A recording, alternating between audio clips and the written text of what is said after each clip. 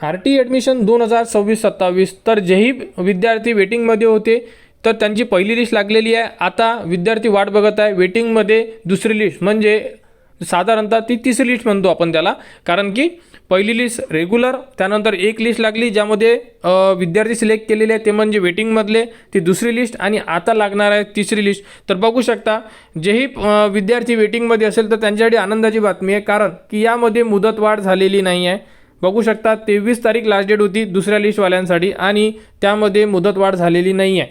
बघू शकता कारण आज 24 तारीख आहे, कारण की जर मुदतवाढ झालेली असती तर ही कालच साईडवर अपडेट आलेली असती, परंतु यामध्ये मुदतवाढ झालेली नाही आहे. त्यामुळे आता तिसऱ्या लिस्टसाठी जो मार्ग आहे हा मोकळा झालेला आहे. यामध्ये कोणत्या विद्यार्थ्यांचा नंबर लागेल संपूर्ण माहिती समजून घ्या आणि किती जागा आहेत हे सुद्धा समजून घेणं गरजेचं आहे. बघा टोटल विद्यार्थी किती सिलेक्ट झालेले होते, 1,05,811 आपण पकडू यामध्ये की 1,06,000 विद्यार्थी पकडू आपण, ठीक आहे.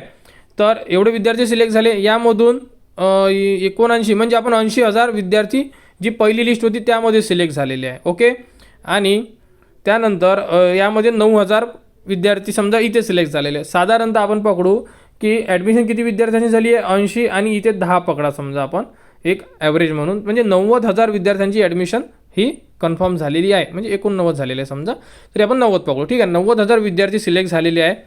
तर 90,000 विद्यार्थी हे ॲडमिशन म्हणजे त्यांचे ॲडमिशन कन्फर्म झालेले आहे. तर आता साधारणतः किती उरलेले आहे, 15,000 ते 16,000 हे पकडा आणि 1,000 ते, म्हणजे टोटल 17,000 जागा उरलेल्या आहे अजून. ह्यासुद्धा आता तिसऱ्या लिस्टमध्ये जे विद्यार्थी आहेत त्यांना मिळणार आहे. क्लिअर, म्हणजे आता डेट वाढलेली नाही आहे, त्यामुळे आपण हा व्हिडिओ बनवलेला आहे. कारण की सध्या साईडवर मुदतवाढचा कोणतीही अपडेट नाही आहे आणि कुठेच अपडेट नाही आहे की मुदतवाढ होणार आहे किंवा झालेली आहे म्हणून, ठीक आहे. त्यामुळे हा व्हिडिओ दिलेला आहे. जर यामध्ये जर काही अजून काही डेट वगैरे वाढून देण्यात आली तर मग थोडा चेंजेस होऊ शकते.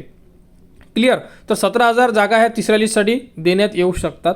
आता तुम्ही म्हणसाल की सर आमचा नंबर लागेल का, बघा एक उदाहरण देतो तुम्हाला. एक स्कूल आहे समजा एक्स नावाची, यामध्ये टोटल 5 विद्यार्थी सिलेक्ट झालेले आहे पहिल्या लिस्टमध्ये, ठीक आहे. आता तुमचा जर वेटिंग क्रमांक या स्कूलमध्ये कोणत्या एक्स स्कूलमध्ये जर 7 नंबर किंवा 8 नंबर असेल, क्लिअर, तुमचा नंबर लागलेला नाही आहे कारण तिथे 5च विद्यार्थी सिलेक्ट झालेले आहे. आता समजा या 5मधून जर उदाहरण 3 ॲडमिशन झालेले आहे, 2 जागा शिल्लक आहे इथे, ठीक आहे. मग आता यामध्ये कोण सिलेक्ट करण्यात येणार आहे, बघा 6 नंबरचा वेटिंग आणि 7 नंबरचा वेटिंग हे 2 विद्यार्थी सिलेक्ट करण्यात येणार. जर तुमचा 7 नंबर असेल तुम्ही लागणार, आणि जर 8 असेल तर लागणार नाही, कारण की त्या स्कूलमध्ये जागाच नाही आहे. मी अगोदरपासून वेटिंगवाल्यांना सांगण्याचा उद्देश म्हणजे अगोदरपासून तेच सांगतोय की जोपर्यंत जागा असेल तोपर्यंतच तुमचा नंबर लागेल आहे. एकदा जागा फुल झाल्या की तुमचा नंबर वेटिंग असो किंवा काही असो नंबर लागणार नाही, ठीक आहे. म्हणजे आता एखाद्या स्कूलमध्ये जर 0 जागा असेल आणि तुमचा वेटिंग काही असो, आता नंबर लागणार नाही, कारण की इथे जागाच नाही आहे, तर मग विद्यार्थी सिलेक्ट करणारच नाही आहे. क्लिअर, यामध्ये कोणाला काही डाऊट्स, तर मंडेला म्हणजे उद्याला अपडेट येण्याची दाट शक्यता आहे. अपडेट आल्यानंतर संपूर्ण माहिती तुम्हाला आपल्या चॅनलवर देण्यात येणार, कारण की RTची जी प्रोसेस आहे ऑलरेडी थोडी लेट आहे. त्यामुळे आता जी तिसरी लिस्ट आहे जी लागणार आहे ती लवकरच लागेल, आणि लिस्ट लागल्यानंतर संपूर्ण जेही विद्यार्थी आहे ज्यांचा नंबर लागेल त्यांना SMS येऊन जाणार. SMS आल्यानंतर किंवा तुम्ही साईडवर येऊन सुद्धा संपूर्ण माहिती बघू शकता. आणि लिस्ट लागल्यानंतर तर तुम्हाला A to Z माहिती आपल्या चॅनलवर देणे सुरूच आहे आणि सुरू राहणार समजा. तर कोणाला काही अडचण असेल तुम्ही कमेंट्स करू शकता, कमेंट्सवर तुम्हाला संपूर्ण माहिती दिली जाणार. आणि RT ॲडमिशन 2026-27 बद्दल जी पुढील अपडेट येईल ती तुम्हाला आपल्या चॅनलवर देण्यात येणार. त्यासाठी आपल्या चॅनलच्या कनेक्टमध्ये राहा, चॅनलला सबस्क्राईब करा व हा व्हिडिओ इतरांपर्यंत शेअर करा.